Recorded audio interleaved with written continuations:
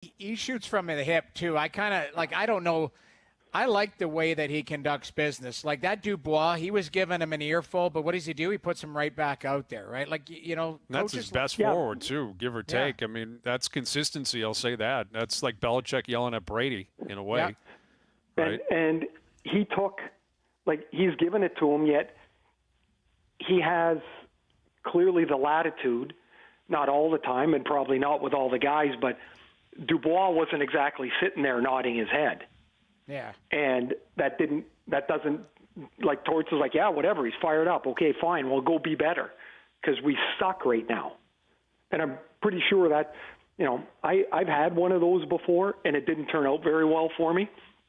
But the coach, who was Al Arbor, said, okay, we're done, finished, don't do it again.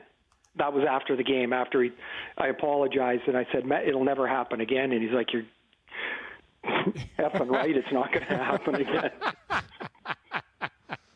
So you were yelling back at him? Like, did he start yelling at you and then you went back at him? That's what happened? It was in a playoff game and he moved the defenseman in an offensive zone faceoff behind me. I thought he was to my left, and Ronnie Francis was taking the draw, and he saw that there was no D on the left point, so he just pushed it forward, and I think it was Joey Mullen, went and got it and scored.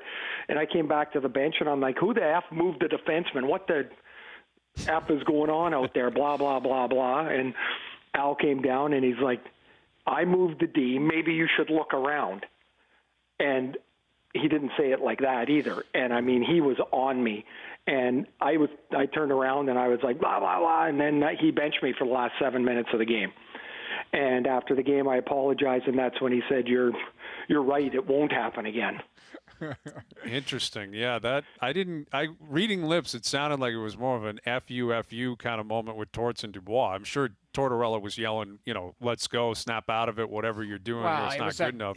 The Matthews goal was he was changing. Right. Like, did you see? It was a lazy play by him.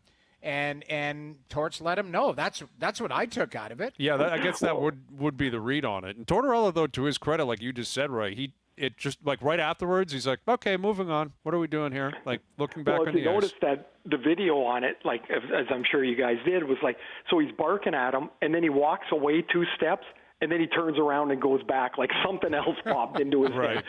He was not done at that and moment. And another thing, like that's Daryl Sutter was the same way. He people think he was this grizzled, hardened coach all the time. He just knew what buttons to press at the right time, and if he waited on a night like this, where Columbus wasn't going, a top player maybe took a poor route or cheated a little bit.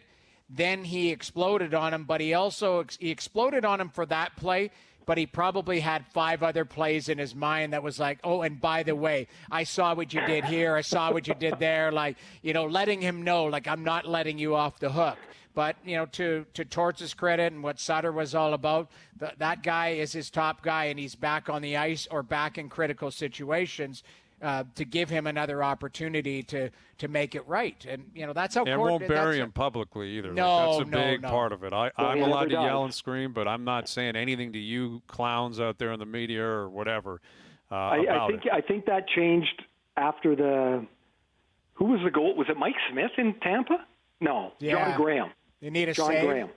Yeah, I need a save. Like after that, he's kind of not – it's like he's changed a bit, not to single – anyone in particular out, but what I saw yesterday was Columbus wasn't even close. Yeah, and I'd be interested, and I hope it happens. I hope Columbus plays like they did in Game 1, and Toronto plays like they did in Game 2.